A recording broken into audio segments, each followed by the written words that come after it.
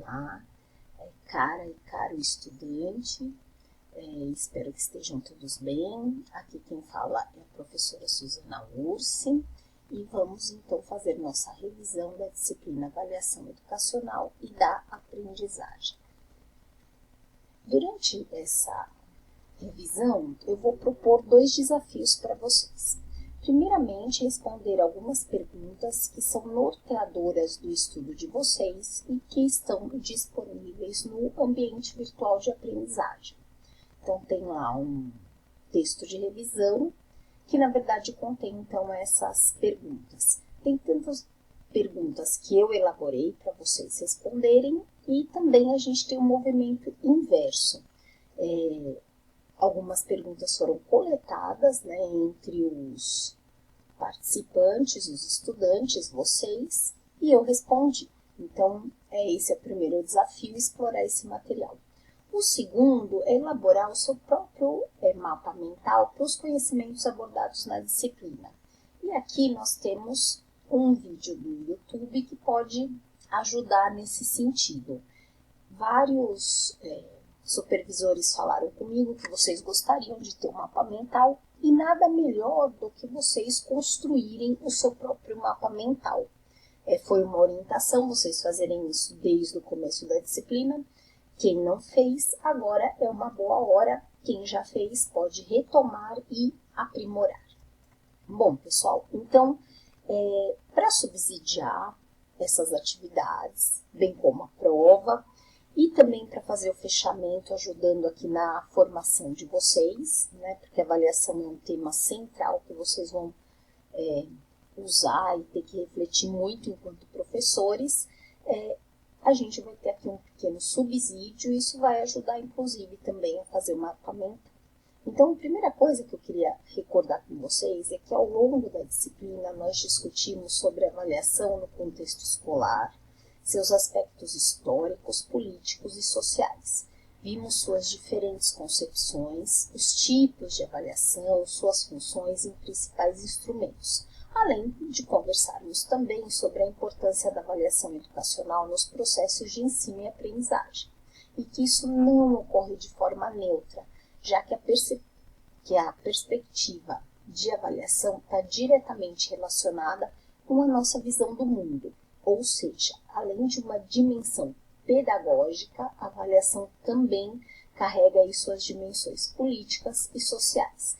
Isso foi feito ao longo das nossas semanas e abordando diferentes temas, que a gente vai falar um pouquinho mais agora. Bom, nós começamos, pessoal, pensando um pouco sobre a importância de mudar a concepção que nós temos de avaliação normalmente, como algo terrível, algo que está distanciado da aprendizagem, muitas vezes como um castigo. Não, as concepções mais atuais mostram que a avaliação é um ponto importantíssimo da formação e da aprendizagem. Então, é nessa perspectiva que a gente tem que trabalhar atualmente. Nós vimos, então, que essa perspectiva foi mudando ao longo do tempo. Então, o texto que nós lemos algumas partes durante a disciplina foi a avaliação educacional, concepções e embates teóricos. Então, aqui, pessoal, tem um quadro que eu julgo bastante importante, que ele resume essas concepções, a concepção de avaliação como mensuração, baseada em objetivos, como juízo de valor, negociação e a hibridização. E essa tabela também vai mostrar as tendências de cada concepção, tanto aquelas que estão restritas, circunscritas a um período, quanto aquelas que são mais abrangentes. Então, é bem importante conhecer, entender e correlacionar, entender essas concepções junto com os momentos históricos, sociais nas quais elas surgem. Outra coisa que a gente estudou bastante foi os tipos de avaliação. Então, nós começamos na aula 2 a falar da avaliação diagnóstica, que é importantíssima. Passamos, então, a falar da avaliação somativa, nas entrevistas com a professora Rita, e também da avaliação formativa, tivemos então conversas tanto com a professora Rita quanto com a professora Vera, que ambas trouxeram aspectos bem importantes desses tipos de provas. E aqui eu estou apresentando um breve resumo para vocês sobre as definições de cada tipo. E eu trouxe também uma imagem, né, que me remete muito ao tipo de avaliação. Então, a avaliação diagnóstica é aquela que a gente faz no começo do processo, né, porque a gente quer aferir quais são os conhecimentos prévios dos nossos estudantes e a gente vai incorporar isso na nossa prática pedagógica. Por quê? Porque todos os estudos têm demonstrado que a gente elabora o novo conhecimento a partir daquilo que nós já sabemos. A avaliação formativa, que a gente falou bastante, né? Então ela envolve aí um ciclo de processo de ensino-aprendizagem, da avaliação, do retorno para os estudantes e também para o professor, né? Ela informa toda a comunidade escolar e aprimoramento, e assim por diante, né? Então, o processo de aprendizagem tem um peso muito grande. Já diferente da avaliação somativa, que ela vai aferir o resultado final, né, desse processo e busca-se uma classificação dos estudantes. Então, bem importante saber esses tipos de avaliação e também ser capaz de reconhecer, né, em um exemplo prático dessas avaliações e também descrever um exemplo. Lá nas atividades do ambiente virtual de aprendizagem, vocês vão ter exercícios sobre isso. Quando a gente falou, então, também dos tipos de avaliação, a gente viu que cada tipo está diretamente relacionado com alguns objetivos. E é muito importante ter em mente, então, esses objetivos. Aqui na disciplina, a gente usou como referencial norteador a taxonomia de Bloom. Existem muitos outros, né? Nessa taxonomia, a gente tem 3 principais domínios, que são o afetivo, o psicomotor e o cognitivo. E dentro desse domínio cognitivo, a gente tem 6 categorias importantes de objetivos. Pessoal, sempre vale lembrar, né, que a categorização pode ter um pouco de sobreposição, e que é uma forma mais didática, né, usando aí no senso comum da palavra, de apresentar. Mas ela vai desde objetivos mais simples, como conhecimento e compreensão, até os mais avançados, como a síntese e avaliação, passando pela aplicação e a análise. Então, é importante reconhecer quando uma atividade, né, uma avaliação, aborda esses tipos de objetivos. É importante que vocês reconheçam isso e consigam aplicar. Outro ponto que a gente estudou bastante foi, principalmente na nossa 5ª aula, foram os instrumentos de avaliação, né? Então, nós vimos que tem alguns instrumentos, como os exames, os testes, né, que são mais relacionados com as avaliações somativas. Já outros instrumentos, como o seminário, atividades individuais em salas, atividades em grupo, como eu estou ilustrando aqui, produção de texto, apresentação teatral, projetos, portfólio e principalmente a autoavaliação, são bem afeitos à avaliação formativa. Existe um tipo de instrumento que é universal e que pode ser considerado melhor que os outros? Não, né, pessoal? Tudo vai depender dos objetivos. Então, objetivo, estratégia didática e avaliação têm que estar em grande sintonia.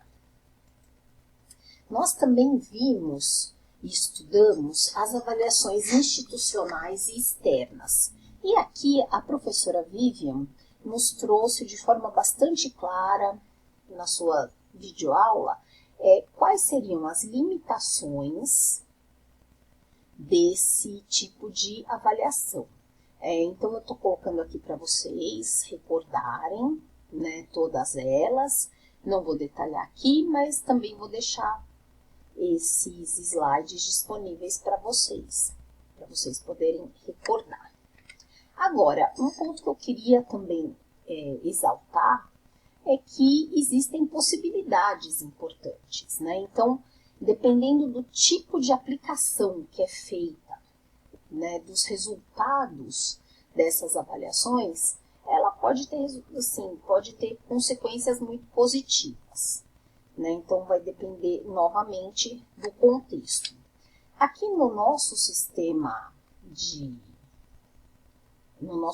educacional, algumas avaliações externas importantes são a Avaliação Nacional da Educação Básica, a Prova Brasil, a Avaliação Nacional de Alfabetização, o Exame Nacional do Ensino Médio e internacionalmente, mas que é aplicada no Brasil, nós temos o Programa Internacional da Avaliação de Alunos.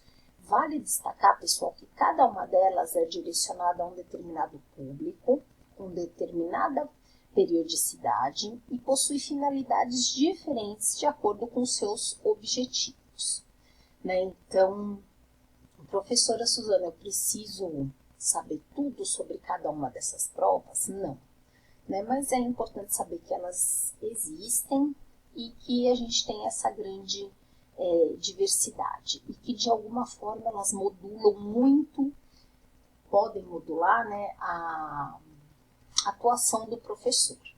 Uma prova externa que apareceu muito, inclusive nas dúvidas e nos questionamentos dos alunos dessa disciplina, é a questão do vestibular, né? Então, a importância da gente refletir e pensar que a gente não pode ter um caráter estritamente propedêutico, né? Principalmente no ensino médio, ou seja, aquele tipo de ensino que visa só que o aluno se prepare para o próximo nível de ensino. A gente tem que pensar hoje em dia na formação integral e global do nosso estudante e muitas vezes é difícil balancear tudo isso, né? Mas a gente tem bons exemplos de que isso é possível. Bom, outros aspectos que nós estudamos na nossa disciplina foram as questões étnico-raciais, né, que nós vimos que ainda hoje, infelizmente, a gente tem essas questões postas e isso pode atrapalhar muito o processo de ensino-aprendizagem, causando mais desigualdade. Nós vimos a questão também do currículo, né, então a relação da avaliação com o currículo, como isso é muito próximo e tem que ser. E também a gente estudou finalmente um pouquinho da questão de como a avaliação pode estar a favor da emancipação do cidadão, do estudante, né, numa perspectiva muito interessante. Então, eu espero que vocês tenham gostado também desses aspectos. Bom, pessoal, então, aqui eu coloquei um pequeno mapa mental sobre os mapas mentais, né? Então, aqui é uma coisa bem que a gente chama metacognitiva. E eu trouxe alguns temas principais como sugestões para vocês incluírem no mapa de vocês, né? Então, pensar nas 5 concepções de avaliação e suas tendências ao longo da história, os 3 tipos de avaliação, né, a diagnóstica, formativa e somativa, pensar nessa questão da relação do erro, das provas e do medo, da aflição que isso pode causar nos estudantes, né, que está muito relacionado com a concepção somativa, nos instrumentos, a questão das avaliações externas, pensando em limites e possibilidades, e também nos objetivos da taxonomia de Bloom. Então, acho que se vocês conseguirem fazer um mapa mental aqui, vocês vão contemplar muito bem todos os conhecimentos que nós abordamos nas disciplinas. E vocês podem ainda postar isso nos fóruns de discussão e trocar experiências com os seus colegas e também com os nossos formadores. Finalmente, eu quero desejar que vocês tenham um bom estudo, uma boa prova. Até a próxima oportunidade. Pessoal, espero que vocês tenham gostado da disciplina. Para mim foi uma honra estar com vocês.